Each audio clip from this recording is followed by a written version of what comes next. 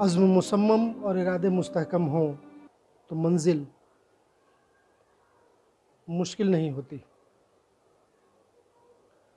फुलवारी शरीफ के ईसा नगर की तंग गलियों में रहने वाले शायर इसरार आलम सैफ़ी के साहबजादे आकिफ़ वक़ास ने 65वीं बीपीएससी में नुमाया कामयाबी हासिल की है। और बड़ी बात यह है कि इन्होंने उर्दू में नुमाया कामयाबी हासिल की है। हमारे साथ मौजूद है आकिफ़ वक़ास, इनसे गुफ्तगू करते हैं। ईटीवी भारत में आपका खैर मकदम है। बहुत शुक्रिया आपका। आपने जो ये आपका तालीमी सफ़र कैसा रहा और कहाँ से ये तरगीब मिली कि आप ऑफ़िसर हों? आपके घर में तो सारे लोग टीचर, आपके वालिद शायर, हाफिज़, आपको ये तरगीब कैसे मिली? मुझे ये तरगीब 2018 में मिली। ऐसे सिविल सर्विस करने की कोशिश मैं शुरू से ही कर रहा था, लेकिन 2018 में मैंने 64th का फॉर्म भरा और उस टाइम हमारे एक सीनियर थे, उन्होंने सिविल सर्विस बीपीएससी में कामयाबी हासिल की थी, तो उन्हीं को देखकर मैंने कोशिश की कि हम भी काविश करते हैं इसकी। और 64th में ही मेरा प्रीलिम्स, मेंस और इंटरव्यू में मुझे कामयाबी मिली थी, लेकिन फाइनल रिज़ल्ट नहीं हो पाया था। तो 65th में मैंने और मेहनत की और कामयाबी हासिल की है। 154th रैंक मेरी ओवरऑल आई है इसमें। क्या 65 पोस्ट मिला आपको? मुझे डिस्ट्रिक्ट एम्प्लॉयमेंट ऑफिसर का पोस्ट मिला है और रैंक 154th है। इस कामयाबी का सेहरा किसे देना चाहिए? इस कामयाबी का सिरा सबसे पहले अपने पेरेंट्स को देना चाहेंगे। उसके अलावा जो भी टीचर्स हैं, फ्रेंड्स हैं, फ्रेंड सर्कल में कई लोग, हम लोग ग्रुप बना के स्टडी करते थे, तो उससे भी काफ़ी हेल्प मिला। और इस बार मॉक इंटरव्यू के लिए मैं हज भवन भी गया था, तो वहाँ से भी काफ़ी सपोर्ट मिला है। इस बार सब्जेक्ट आपने उर्दू रखा, जी। कैसे ये बात आई कि उर्दू में कामयाब हुआ जा सकता है? उर्दू हमारी मादरी ज़बान है, तो मैंने कोशिश की कि उर्दू में ही क्यों ना ट्राई किया जाए।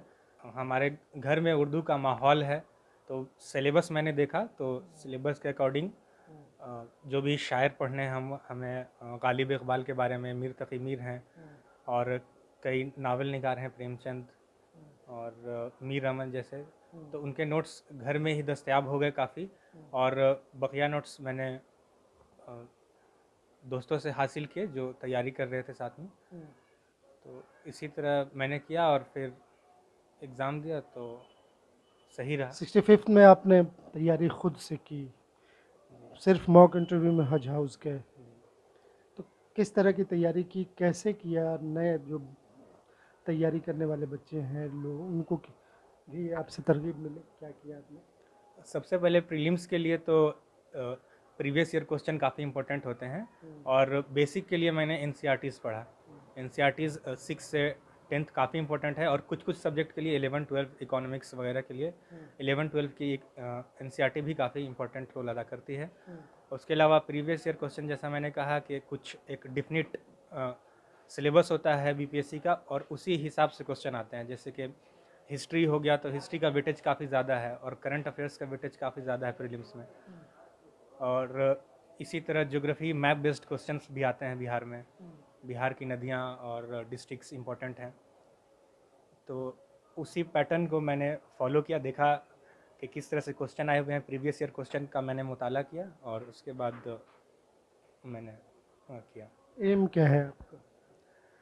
एम तो मेरा आगे और यूपीएससी की तैयारी भी करनी है, तो वही कोशिश है कि आगे और कामयाबी मिले, कोशिश करेंगे।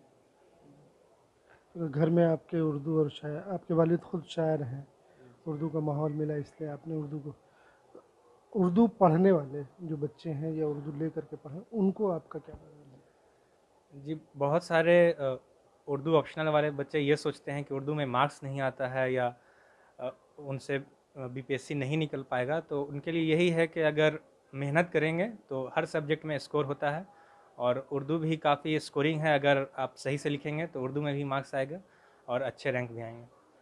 उर्दू उर्दू में नस्र और नज़्म के अलावा कुछ अहम सब्जेक्ट जो हैं जिसके बारे में आप बताना चाहेंगे? नस्र और नज़्म के अलावा बेसिक तो यही है, उसके अलावा उर्दू की तारीख़ हमें पढ़नी है, जैसे उर्दू कहाँ से निकली, और शुमाली उर्दू, जुनूबी उर्दू, जिसे दक्कनी उर्दू कहते हैं, उसके बारे में भी पढ़ना है।